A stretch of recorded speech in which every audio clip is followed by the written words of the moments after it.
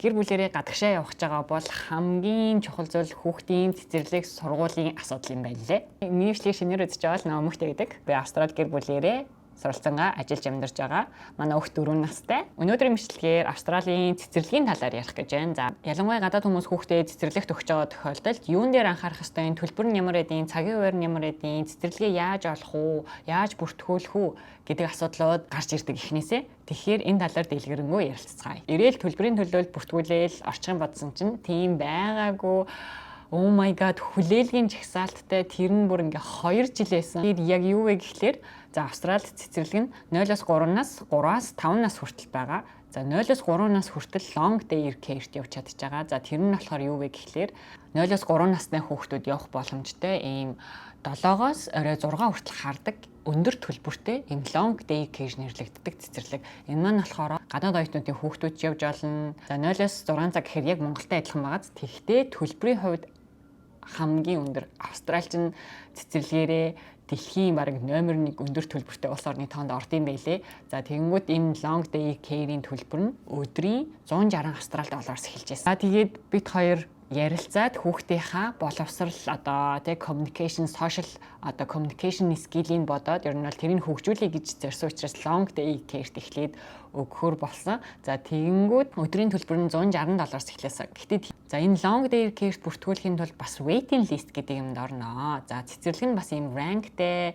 цэцэрлэгийн recommendation тэ одоо review-ийг харж агаад өгсөн. За хамгийн ойрхон гэрийнхаа л цэцэрлэгийг 2 цэцэрлэгээ сонгоод өгөхөд за эхний цэцэрлэг нь болохоор хүлээлэг нь 2-7 оноод орох боломжтой гэжсэн. За дараагийнх нь хувийн team long day care нь болохоор эхлээд бүртгүүлчих хэрвээ оронтой гарвал манайх танах руу холбогдно. Гэхдээ waiting list-ийнхаа эхнээс нь хамгийн эхлээд чагсаалтын ихэнд байгаа хүмүүс рүү холбогдоод хэрвээ танаа өгчин яг тэр үед байх юм бол холбогдож ингээд бүртгүүлээд эхлүүлж болно гэж хэлсэн.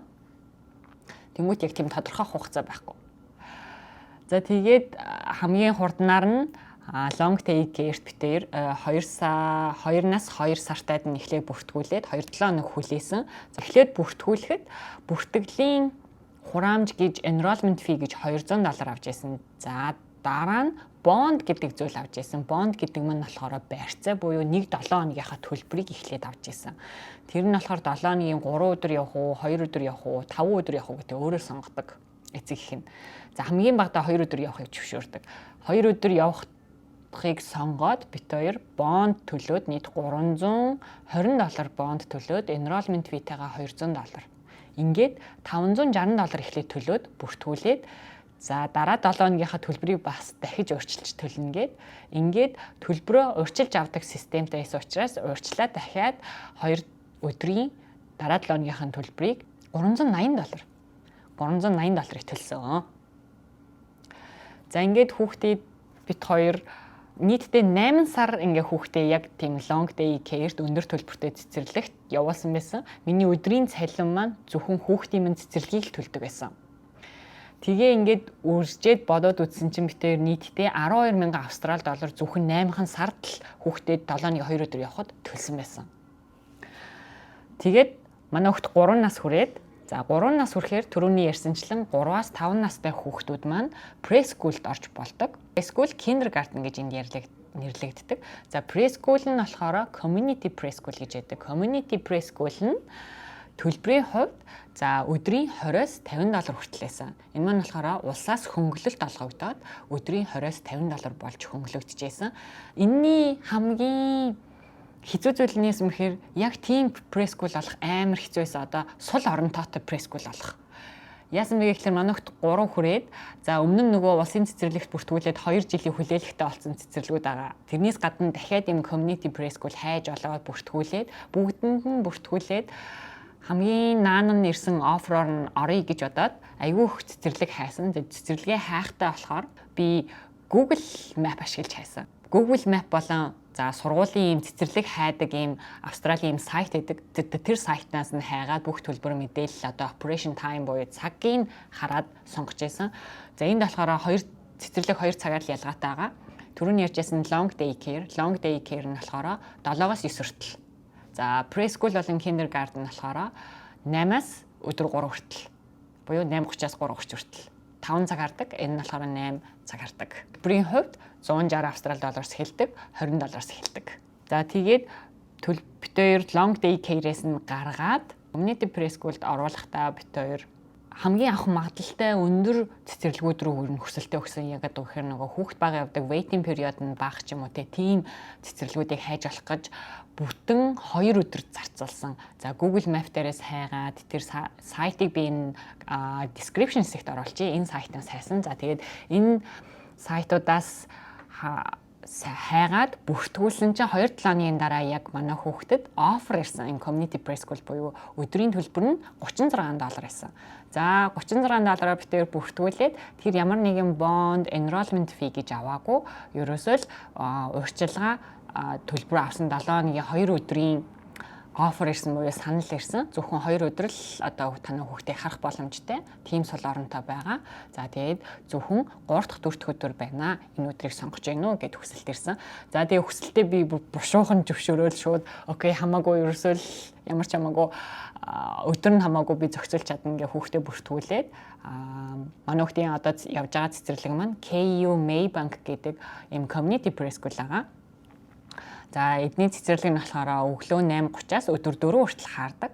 За бүртгүүлэхэд эхлээд бүртгэлийн формо бөглөөд хүсэлтээ явуулаад за хүсэлт явуулангууд заавалчгүй тур хийхийг одоо тур гэдэг нь болохоор монголоор нөгөө юу штэ тур хий гэж хэлсэн. За тэр нь болохоор заавал тухайн цэцэрлэгтэй танилцаад хүүхдээ авчирч танилцуулаад бүтэн юм хагас өдрийг өнгөрөөж байгаа цэцэрлэгтэй танилцаад тасгаж байгаа нэг тийм туурыг хэлжсэн. За тэгээд энэ маань болохоор бит хоёр нэг бүтэн хагас өдөр тухайн цэцэрлэг дээр яг надтай бусад хүүхдүүдтэй багш нартай ингээд цуг яг үнсэн. Яг тэр үед манай хүүхд бүр ингээд амар happy, амар excited бүр ингээд цэцэрлэгээс гармааргүй байна гэд явахгүй гэж зөрөөдөлсөн. Би бүр өгөхтэй амар happy байсан. Тэгээд одоо манай хүүхд яг энэ KU Maybank-ийн цэцэрлэгт манай хүүхд одоо яваад жил болж байна. Тэгээд энэ хоёрын ялгаа буюу тэг long day care community preschool хоёрын ялгаа нь амар өөр байсан. Ер нь бол recommend хийх юм бол community preschool нь илүү сайн байсан. Им group activity сайтай. За дээрээс нь багш нар нь айгүй тийм скил сеттэй юм уу айгүй хүүхдийг анхаарад ингэж тэгж ажиглаж хүүхд ингэж гэд айгүй тийм фидбэкүүд айгүй хөгж исэн. Тэгээд ялангуяа фидбэк өгөхөөс гадна хүүхдтэйгээ яаж харилцах уу? За этика маань ийм зүйлүүдээр ийм хариуцлууд гаргадаг, ийм behaviorтэй тэр болгонд нь чи ингэж харьцаарай. Eye contact баг хийж гин гэд анх яг явж эхэлснээс нь нэг 2-7 хоноод одоо фидбэкүүд нь ирж эхэлсэн. Тэнгүүд цэцэрлэгийн багш маань буюу одоо тухайн сургуулийн цэцэрлэгийн захирал маань өөрөө удирдах багш нараа ажилтдаг юм лээ. Тэгээд ийм захирлын хэлснээр болохоор этика маань eye contact маш бага үүсгэж байна. Тэгэхээр чи хэрвээ хүүхдтэйгээ ярихдаа eye contact үүсгэж өөрийнх нь төвшөнд очоод тэ нүдрөө нь хараад хэрвээ харахгүй байвал нэрийг 2-3 дууд болохгүй бол ингээд тогш тэ хүр за хүрээд ээж руугаа хардаа за ийм байна уу тийм байна уу ингэж гинүү гэд ингээд eye contact үүсгэхийг хичээгээрээ өдөр болгон гэж ярьсан. Тэгэнгүүт бит хоёр анзаарж байгаа. Нэрээ eye contact баг хийдэг штэ. За энэ дээр нь төлөхөө ажлыг ингээд хийгээ ярилцаад ингээд цэцэрлэгийн багш нь бас мөн дээрээс нь манай хүүхд англиар сайн ярьж чаддаггүй орсон. За тэгэнгүүт цэцэрлэгийн багш нь Монгол ийм багш би туслах багш хайж олноо. Этикад зориулсан одоо ингээд англи хэл заах ийм багш хайж олноо. Тэр нь маань болохоор ийм temporary одоо урт хугацааны ийм байнгын багш биш зөвхөн ийм temporary богино хугацаанд зөвхөн этикад дээр ажиллах тийм ийм багш хайж олноо гэд 23-аас 24-ны хооронд тэр багш нь олдоогүй энд айгүй ховор байсан гэд тэгээд 25 оноод тэр багшаа олсон. Тэгээд 24 цаг л манай этикатай ажиллана. За яг цэцэрлэгийн үед бол юм байсан. За бүртгэж цэцэрлийг хайж олох сайт болон за Google Map дээрээс яаж хайж яасан бэ гэхээр ингээд preschool гэж бичээд хайнгууд ингээд бүх preschool-ууд гарч ирнэ. Тэгээд өөрөө map дээрээс одоо харьяа area-гаа оруулаад тэгээд тэн дээрээсээ хайж ирж байгаа листээс нь хараад ажиллах цагийн хуваарийг би айгүйх харсан. Өглөө 8-аас 8:30-аас 3:30 юм уу 4-ийн хооронд байх юм бол энэ ерөөсө community preschool буюу төлбөр нь хямд гэсэн үг байхгүй юу? Тэгэл тэр цэцэрлүүдээс сонгоод хүсэлтээ илгээгээл явсан. Мөн дээрээс нь Монгол одоо ээж нартайгаа холбогдож цэцэрлэгийн мэдээллүүдийг ингээд амар солилцож явдаг байсан. Тэгээ чи тэр цэцэрлэгт бүртгүүлсэн үү? Би энэ цэцэрлэгт бүртгүүлсэн. Эднийх тийм байна, ингэдэм байна гэд мэдээллүүдээ солилцоо тэр болгоноос нь бүртгүүлээд офер ирснээс нь ер нь авсан. Одоо манай хүүхдийг цэцэрлэгт явснаас хойш нэмэлтээр 2 хүүхэд 2 монгол хүүхэд бүртгүүлж явсан байсан. Тэгээд манай хүүхдийг явдаг байхад явж эхлэхэд бас 2 монгол хүүхэд явж байсан. Ингээд нийтдээ одоо 4 монгол хүүхэдтэй 5 монгол хүүхэдтэй юм байна эдийн цэцэрлэг. Одоо энэ community цэцэрлэгийн нэг юм нь болохоор хоолн зөвхөн гэрээсээ бэлдэж явдаг. Өглөөний цай, өдрийн цайтай. За тэгээд pick up авах, за drop off хийх хүн хамгийн чухал буюу өглөөхийн хүргэж өгөөд оройхийн авах юм бэ гэдэг чухал. За хэрвээ цэцэрлэгийн тарах цагаас хойшоо минут хэтэрх юм бол минут алхандаа төлбөртэй. Би нэг удаа эдгаг мартаад 30 минут мартсан байдгийн. Тэгээд тэгсэн чинь төлбөр нь $120 би нэмж төлсөн. 30 минутын төлбөр дээр $120 төлсөн. Тэгэл тэрнээс хойш юусэн тагч хоцрог л те. Тэгэхээр цэцэрлэгийн төлбөрүүд бол энд амар өндөр. За дээрээс нь цэцэрлэгийн pick up хийх time, тэгээ drop off хийх time. За тэгээд pick up хийж авж байгаа буюу цэцэрлэгээс авж байгаа хүний мэдээллийг заавал одоо цэцэрлэгийнхаа систем болон форм дээр бөглөж оруулж өгсөн байх ёстой. Тэгжээж хүүхдийг авахыг зөвшөөрдөг. Хэрвээ танихгүй хүн байх юм бол ямар ч өгөх боломжгүй, ерөөс авах боломжгүй. Хэрвээ тэр форм дээр бичээгүй, бөглөөгүй хүний мэдээллийг оруулаагүй байх юм бол хүүхдийг авах боломжгүй. За дээрээс нь өгөхдөө хэдэн цагт өгж олно, авахдаа хэдэн цагт авч олно. Гэхдээ авах өгөхдөө мэдээж цэцэрлэгийнхаа багш нарт мэдээлэл өгсөн байх ёстой. Урьдчилж. Child Care Subsidy гэж нэг юм байдаг энэ Австралид. Тэр нь болохоор ингээд өрөөс хүүхдийн масаргааны зардал гэж сургууль одоо цэцэрлэгүүдэд одоо олгогдсон юм байлээ. Тэр нь болохоор тодорхой хувь хэмжээгээр хөнгөлдөг. Хэрвээ гадаад оюутан, гадаад хүн байх юм бол за эндхийн байнгын оршин суух эрхтэй citizen одоо иргэн биш л бол child care subsidy-г авах боломж ер нь маш бага. Манай EDCA дээр болохоор цэцэрлэгийн одоо захирал нь EDCA-д ийм хөнгөлөлт олж өгсөн. Тэр нь юу вэ гэхлээр манай EDCA дээр хэл ярианы одоо хөгжил арай хоцрогдолтой байсан. Бусад хүүхдүүдийг харьцуулахад бол хоцрогдолтой байсан. За дээрээс нь social interaction буюу social одоо communication skill нь айгүй бага. За тэгээд group engagement буюу одоо ингээд группээр үйл ажиллагаа, группээр тоглоулаа, группээр ингээд activity хийлгэхэд EDCA-гийн оролцоо ерөөсөй байдаггүй. Тэгээд иймэрхүү зүйлүүд дээр нь ийм funding олж өгсөн гэх юм уу одоо эндээс ийм тэтгэмж олж өгсөн EDCA-д. Тэгээд манай энэ жилээс EDCA-гийн маань төлбөр маань үнэгүй болж эхэлж байгаа. Ингээд ямар ч төлбөр төлөхгүйгээр 7-ны 2 өдөр явдаг болж байгаа. Тэгээд энийг болохоор тухайн цэцэрлэгийн одоо захирал нь EDCA-д за EDCA маань ийм үзүүлэлт дээр сайжрах хэрэгтэй. Тийм учраас би EDCA-д ийм тэтгэлэг олж өглөө, ийм фандинг олж өглөө гэд битээр шууд информашн мэдээлэл аль хэдийн олцсон, бүртгүүлээд хөнгөлтийг орцсон. Тэгээд тэр фандангаас мөнгө нь ороод ирсэн. Тэгээд битээр шууд зүгээр л ингэсэн шүү, тэгсэн шүү гэж мэдээллүүдийг ингээд мэйлээрээ шеэрлээд явуулцдаг. Тэгээд тусдаа вебсайтн дээр ингээд тусдаа аппликейшн вебсайттэй. За аппликейшн дээр болохоор мэдээллүүдээ оруулна тий. Тэр вебсайт дээр ингээ бүртгэл ийм тийм мэдээлэлүүд гарсан, ийм төлбөрөөр төлөгдсөн. Тэрнээс ийм хөнгөлөлт орж ирээд тэрнээс нь тийм зардлууд хасагдсан гэдэг юмнууд ингээ вебсайт дээрээ бүр ингээ дэлгэрэнгүй байж идэг. За тэгээд вебсайт дээр нь болохоор immunization history буюу одоо report буюу монголоор хэлбэл вакцинжуулалтын түүхийг хүртэл оруулж ирдэг. За нэрээ бас нэг юм санахад эхлээд цэцэрлэгт бүртгүүлэхэд immunization history гэдэг юм заавал байх ёстой. Энэ нь болохоор вакцинжуулалтын одоо түүхийг эндээс аваад одоо Монголоос хэрвээ ирж байгаа тохиолдолд хүүхдийнхаа вакцин хийлгэжсэн одоо түүхийг дуртын эмнэлгээс очиод аваад англи хэл дээр авчдаг. Тэгээд тэрийг авч очиод эмнэлэг дээр буюу эндхийн GP гэдэг эмнэлэг дээр очиод вакцины зөрүүг нь хийлгээд репортыг аваад цэцэрлэгтээ өгдөг. Цэцэрлэгээ бүрэн бүртгэл нь дуусдаг. Хэрвээ энэ вакцинжуулалтын репорт буюу одоо энэ вакцинжуулалтын түүх нь одоо бичиг нь байхгүй байх юм бол бүртгэл хийж чадахгүй гэсэн үг. Тэрийг хамгийн чухал нь. За тэгээд дараагийнх нь болохоор юм аппликейшн тэ энэ аппликейшн дээр болохоор Монголд болохоор ингээд цэцэрлэгүүдийг эцэгчүүд нь камерыг хяндаг штэ тийм байхгүй энд. Ерөөсөө тийм байдаггүй. За нэг одоо EDCA-гийн цэцэрлэгт болохоор 4 багш байдаг 20 хүүхэдтэй. Нэг багш 5 хүүхэдтэй ажилладаг. Тэгээд ээлжлээд ингээд солигдоод ажиллаад идэв юм лээ. Нодлон болохоор манай хүүхэд дээр Панада гэдэг ийм хятад багш байсан бол энэ жил болохоор Аки гэдэг ийм Япон багш хариуцж ажиллаж байгаа. Ийм 5 хүүхдийг одоо тэр Аки гэдэг багш хариуцж байгаа. Тэрний дунд нь манай Итка байгаа.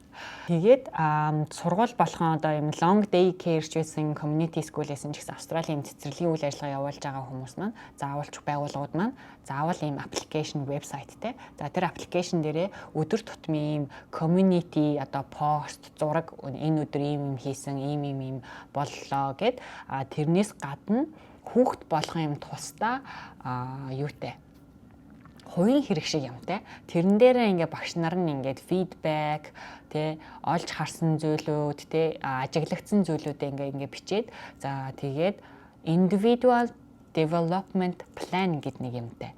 Тэр нь болохоор хүүхдийн яг ингээд хөгжлийн ийм төлөвлөгөө гэсэн ийм гаргадаг жил болгон. За тэр төлөвлөгөөнд нь болохоор Иткагийн одоо үзүүлэлтийг хараад за ийм зүйлүүдийг Итка энэ жил хөгжүүлэх хэрэгтэй юм байна гэдэг плана цэцэрлэгийг болох нь гаргаад өгдөг. За тэр планыхаа дагуу цэцэрлэгийн багш нар нь одоо хүүхдүүдтэй харилцсан, хүүхдүүдэд одоо сургана. Тэгэнгүүтээ тэр планыг эцэг эхэд нь танилцуулаад эцэг эхээр нь зөвшөөрлүүлээд гарын хэсэг зуруулаад тэгээд 25 оных нь одоо ингээд тэр план нь гүйцэд болоод тэрнийхээ дагуу эцэг эхэнж, багшинд, цэцэрлэгэнж тэ бүх юм ингээд тэр планы дагуу ингээд хүүхдийнхаа хөгжлийг төлөвлөгөөг одоо төлөвлөгөөнийхаа дагуу ажиллах хэрэгтэй гэдэг заалтыг баримталтын дараагаар нь болохоор цэцэрлэг одоо энэ цэцэрлэгт явж байгаа хүүхдүүдийг ингээд айгүйх ажиглалт болгон дээрээс ингээд энэ хүүхдүүд ийм энэ план дээр ийм хэрэгтэй гэдгээрээ төлөвлөгөөгөө гаргацсан байгаа гэсэн шүү дээ. Тэрнийхээ дагуу манай Иткад юу шаардлагатай байсан бэ гэхлээр нэгдүгээрт тухайн одоо эдний цэцэрлэгийн сэтгэл зүйч болон менежер нь одоо Итка дээр ирээд 2 өдөр ийм ажиглалт хийж байгаа. 2 цагаар. За тэр ажиглалт нь 2-7 хоног яваад 2 хоногийн дараа одоо эцэг эхтэй нь ярилцдаг. За тэр ярилцлаган дээрээс юу гэж одоо ингээд ажиглагдсан талаараа тайлбарлаж хэлээд одоо гэртээ яадаг талаар нь асуугаад за хэрвээ эдгээр нь ингээ ер нь таарж авах юм бол энэ одоо манай ихтгэл төсвийн Иткагийн таарж авах юм бол за хүүхдийн хөгжил дээр энэ зүйлийг анхаарах юм байна. Би ийм зүйлийг рекоменд хийж ин чи ингээд энэ газруудтай холбогдож уулзаад мэдээлэл аваарай ч юм уу те. Тиймэрхүү зөвлөмжүүдийг аягүй хөгжижсэн. Тэгээ энэ маань болохоор 2 жилийн турш ингээд бит 2 дээр одоогийн байдлаар бол 3 удаа хийгдсэн байгаа. За манай Итка дээр маань болохоор за хилзүүч дээр очих хэвээр. За хилзүүч дээр очиод мөн GP дээр очиод за GP буюу өрхийн эмч гэдэг өрхийн эмнэлэг одоо general practitioner гэж ингэдэг. За тэр эмч дээр очиод үзүүлээд за 4 насныхаа вакциныг хийлгэсэн. 4 насны вакцины хийлгэсний дараа эмч юу үзүүлсэн бэ гэхээр ихтгэл төгсийн үйл хөдлөл бүх одоо манай Иткагийн үйл хөдлөл одоо энэ зан характерыг ажиглаад за occupation therapist чи үзүүлээд за speech одоо терапист үзүүлээд ингээд уралсан үзлэг хийж Иткагийн одоогийн энэ гаргаж байгаа үйлдэлүүдийг ер нь л дүгнэн гэж ингээд бит 2 ер нь л ингээд цэцэрлэгээс маш их зүйл сурч мэдээлэл авсан. Тэгээд цэцэрлэгт явуулах нь хамгийн зөв шийдвэр байсан. Одоо яг Иткагийн 5 нас хүрээд дараа жил буюу 5 нас хүрээд одоо kindergarten-д ордог. Энэ маань болохоор монголоор бэлтгэл анги. Сургуулийн өмнөх хэдэ бэлтгэл анги байхгүй юу? Гэхдээ энэ нь primary school-д явагддаг буюу одоо цэцэрлэгээсээ гараад primary school буюу бага сургуульд орно. Бага сургуулийн бэлтгэл анги гэсэн үг. За бэлтгэл ангийнхэн төлбөр нь жилийн 12,000-аас эхэлж байгаа. Тэгээ улирал алхахын төлөө явна. За хэрвээ хүүхдээ kindergarten-д оруулахгүй гэж үзэх юм бол 1 жил одоогийн цэцэрлэгтээ өнжөөж болт юм байлээ 6 хүртэл нь. Гэхдээ бид тэр тэхгүйгээр ямар ч байсан оруулна гэж бодож байгаа. Гэхдээ харцгаая. Ингээд Австралийн цэцэрлэгтэй холбоотой experience-ийг full видеогаар хүргэлээ. Хэрвээ илүү асуулт байгаа бол цэцэрлэгтэй холбоотой өөр мэдмээр байгаа зүйл байвал дараагийн бичлэг дээр би илүү бас асуултуудаа цуглуулж агаад гоё дэлгэрэнгүй бичлэг болон судалгаатай бичлэгнүүд хийх болно. Хэрвээ бичлэг таалагдж байгаа бол like, share, subscribe. Дараагийн бичлэгээр уулзцгаая. Bye bye.